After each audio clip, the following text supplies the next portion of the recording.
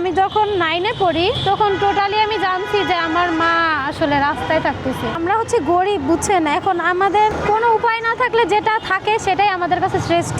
এখন আমার কাছে কোনো উপায় নেই, তাই এটা আমার কাছে কোনো অমূল্যবান জিনিস না, কারণ এটা থেকে যেটা পাবো সেটাই আমার মায়ের কাজে লাগবে। যখন আমি ক্লাস 4-এ পড়ি তখন তো অনেক ছোট, তো তখন আমাদের পারিবারিক একটা অসুবিধা হওয়ার কারণে আমার আম্মু হচ্ছে আমাকে সেফ হোম, যেটা বাংলাদেশ জাতীয় মহিলা আইনজীবী সমিতি, ওখানে রেখে আসছিল, যে ওখানে থেকে আমি পড়াশোনা, খাওয়া দাওয়া সব ওখান থেকে দিত।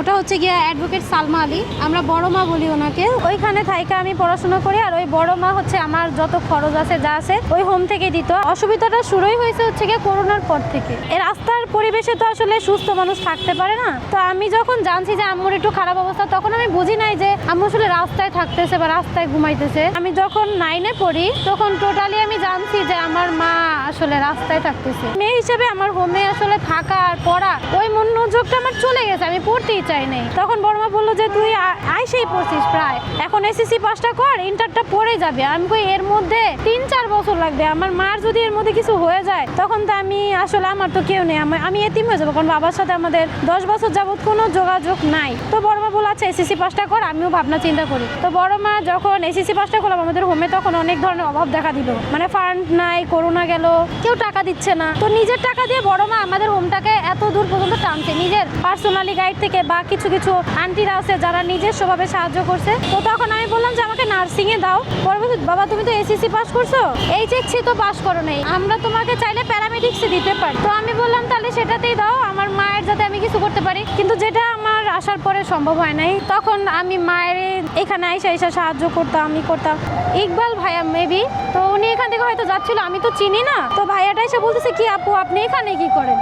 তো আমি বললাম যে আমি এখানে বসে মালা গাঁথি আমার আম্মুর সাথে। তো আমার আম্মুকে দেখে উনি হচ্ছে একটু হাসে দিছে যে এ নি আপনার আম্মু, আপনি কি মজা করেন? আমি তখন ওনাকে পুরোটা খুলে বলি। তো উনি বলে যে আপু আপনাকে আমি একটু সাহায্য করতে পারি, এই ভিডিওটা করলে হয়তো আপনি কিছু আর্থিক সাহায্য পাবেন, আপনার মায়ের চিকিৎসা করতে পারবেন। ভিডিওটা করছি, কিন্তু তাদের ভুলটা হয়েছে এখানে, আম্মু নাকি আমার খরচ দিতেছে, এই কারণে আমাদের যারা যত সহযোগিতা দিতেছিল তারা রেগে গেছে। কারা আমাকে খরচটা দিচ্ছে আমি সেটা বলছি, কিন্তু ভাইয়াদের ভুল হয়েছে এটা, তারা আমার মায়ের নাম উল্লেখ করছে শুধুমাত্র তাদের টিআরপি বাড়ানোর জন্য।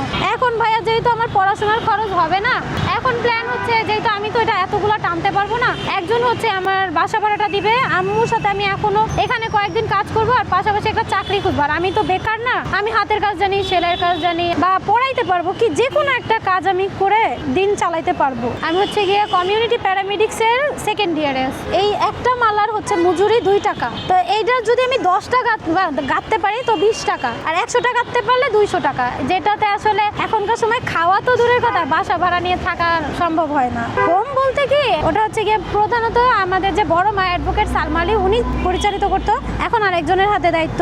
বড় মা থাকাকালীন যখন ফান্ড ছিল না, তখন তিনি নিজস্ব, তারপর তার যত মানে কলিগ আছে তাদের কাছ থেকে অনেক কষ্ট করে আমাদের হোমটা চালাইছে বড় মা। তো আমি এটা কিভাবে অকৃতজ্ঞর মতো বলি যে আমাকে সে খরচ দেয় নাই, আমার মা আমাকে পড়াইছে, আমি তো এতটা অকৃতজ্ঞ না। ওনারা বলছে যে আমার মা নাকি আমার খরচ চালাইছে, এখন ওনাকে আমার মা পড়াশোনার খরচ চালাচ্ছে, কিন্তু আমি এটা একবারও বলি নাই যে আমার মা পড়ার খরচ চালাচ্ছে। আমি বলছি বাদ বাকি যে আমার আলাদা খরচটা আছে, হাত খরচ, জামা কাপড়, জুতা, এটা আমার মা দেয়।